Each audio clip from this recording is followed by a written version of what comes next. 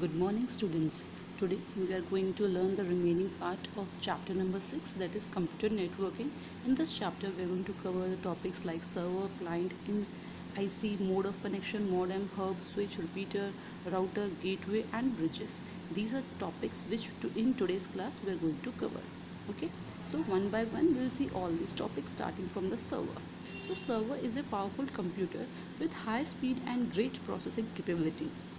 There can be multiple servers in a computer network. Server can link to other computers or electronic devices to provide important services to both private and public users. If you take an example of this, let's say when you type or enter a query in a search engine, the query is sent from your computer over the internet to the server that store all the relevant web pages.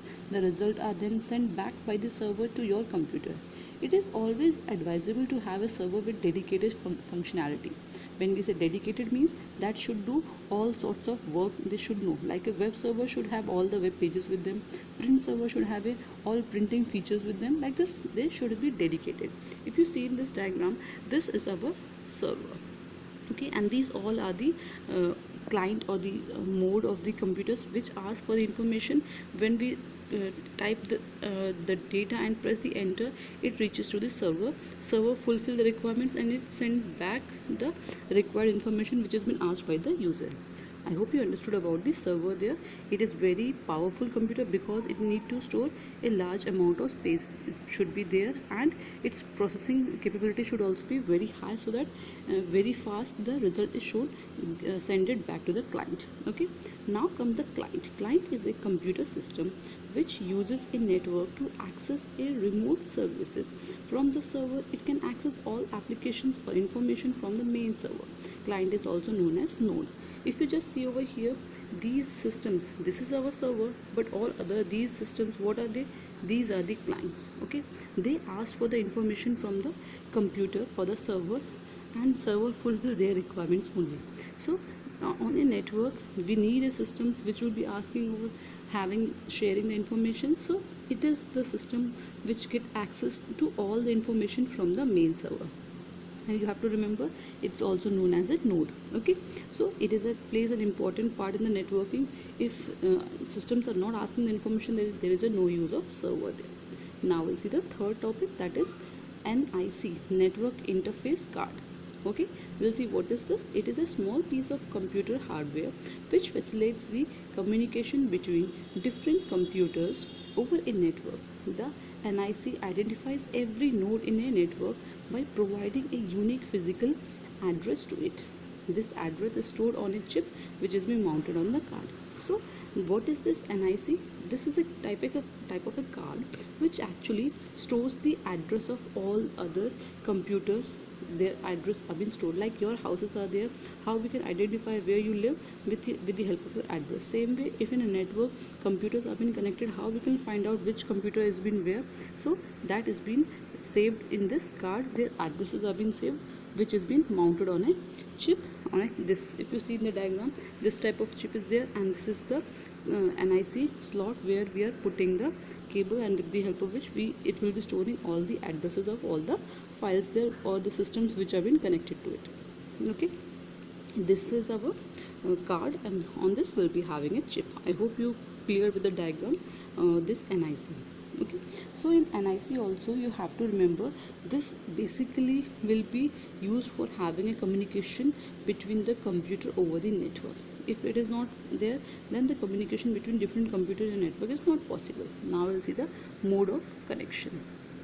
So in mode of connection, computer networks can be classified on the basis of both hardware and software, which is used to interconnect the individual devices in a network, such as optical fiber, Ethernet, wireless LAN. All the nodes in a network are connected through hardware components such as NICs, bridges, hubs, switches and routers.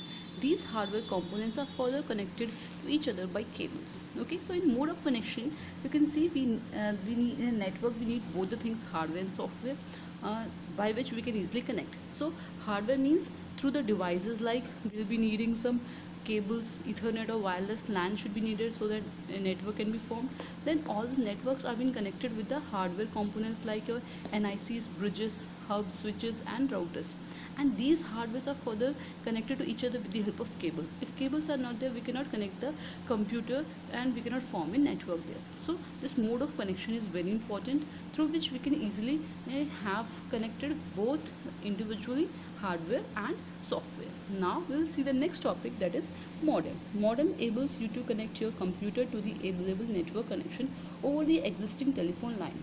It converts digital signals of a computer into analog signal to enhance their transmission over telephone line. At the destination, the receiving modem further converted the analog signal to digital signal so that the data can be understood at the receiving end. Modem are available into two categories, internal and external. Before these classes I already told you about the different types of modem, like the modem was internal and external, and what modem do in our computer, whatever we have, this is our digital signal. Okay, when we want to transfer some data from here through telephone lines, means cables, so telephone line will be having the analog signal. So when we need a device which can convert this digital signals into analog signals and vice versa, so that the data can transfer easily without any problem. So the internal one comes with as a separate part that is installed on your PCs. Okay, slots available in the motherboard, and the external modem has been connected externally to the computer. Nowadays this internal modem has been coming with the, when you buy the system it is coming, but earlier when they does not have the feature of this networking much, so that time they used to have this external, but nowadays also external is coming, but in most of the computers this internal modem has been coming, which is attached to your motherboard. When you buy it has been attached to your modem, and this is basically been used for sending your data. This type of modem is been there, which basically been used for transmission of your data from analog to digital and digital to analog. When you say these are the types of signals, computer transmit the digital signal, telephone transmits the analog signals, so we needed a devices which will be able to understand or transmit both types of signal, and that device is your modem there. I hope you understood about the modem. Now let's see about the hub. So hub is a networking device that is used to connect multiple computers and computing devices directly to the network by using cables. Each connection is called a port. The connections are established using a fiber optic cable. When the hub receives data at one of its ports, it distributes the data to other ports of the network. See, that is the disadvantage of the hub.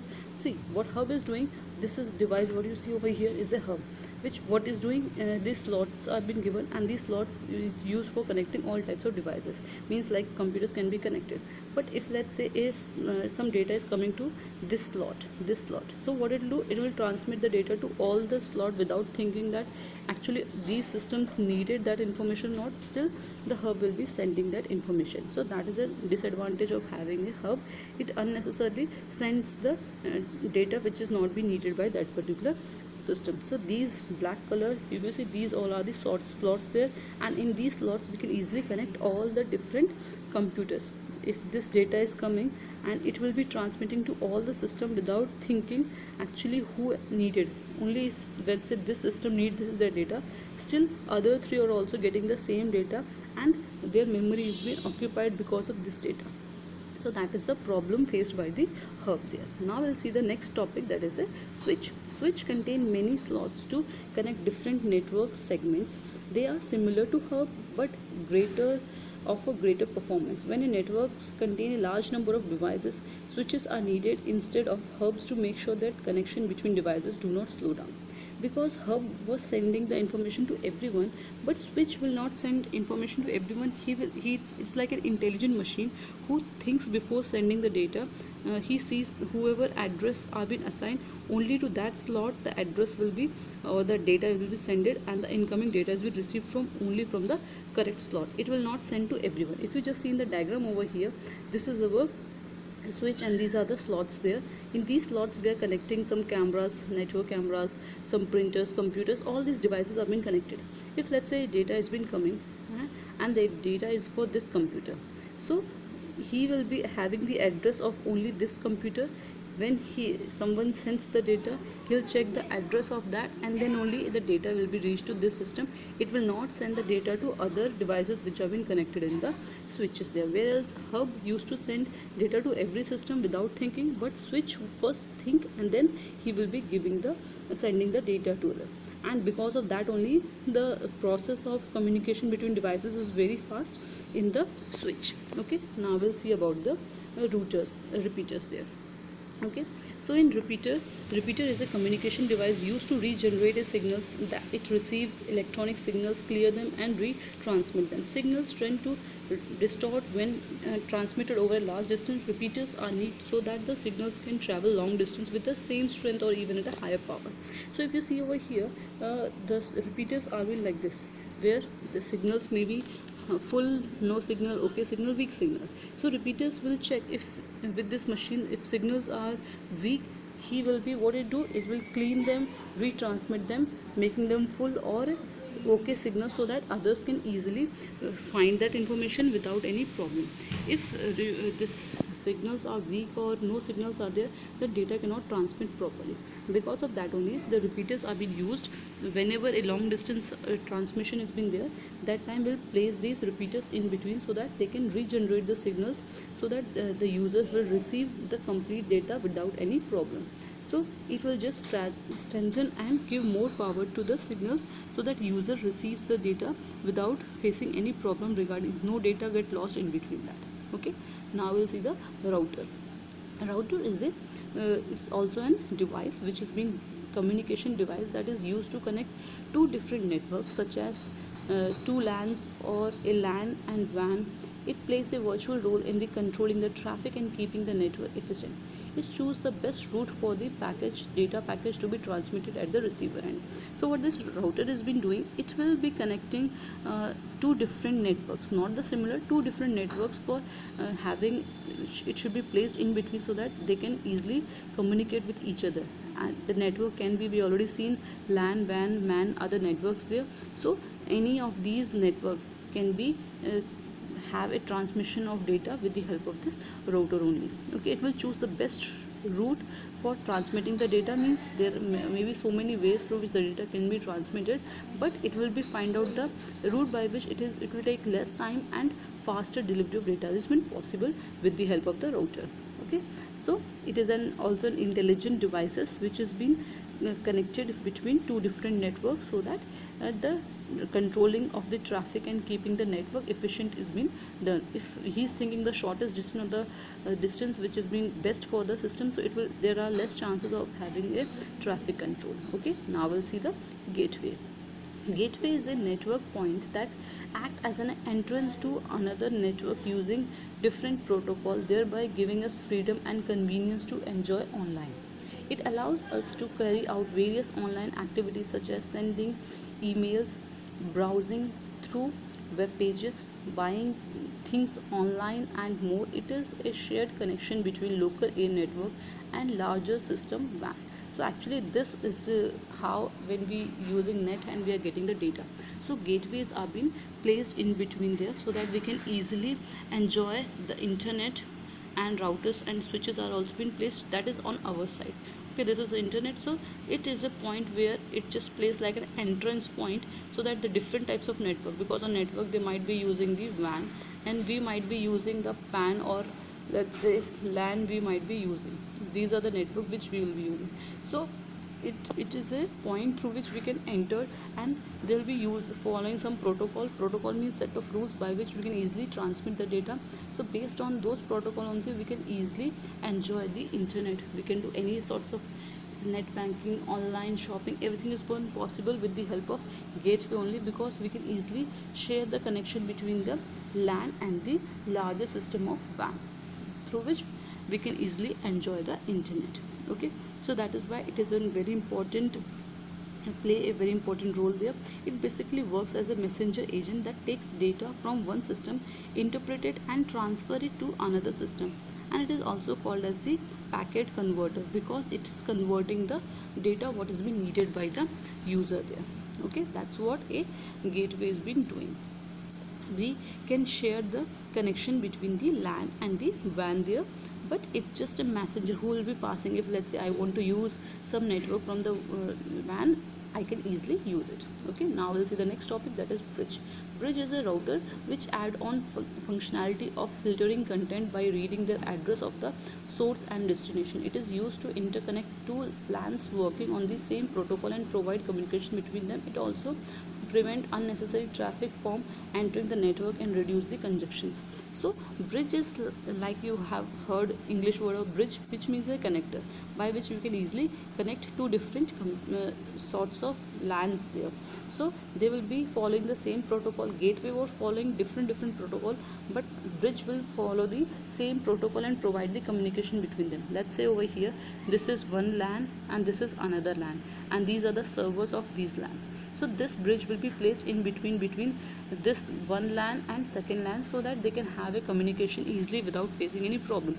If any data is being passed by this system, it will reach to the server. The server will send the information to the bridge. Bridge will check the address. Let's say he wants to send to this system only, he'll check the address, he will be send.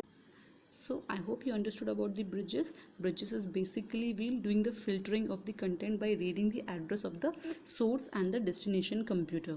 So when we are saying source, means this is the source computer and this is the destination computer. So both the address it will be reading, and then only will be passing the data from based on that. It will not send to everyone based on the only the source and the destination computer. It will be connecting a network and the data is passed through it.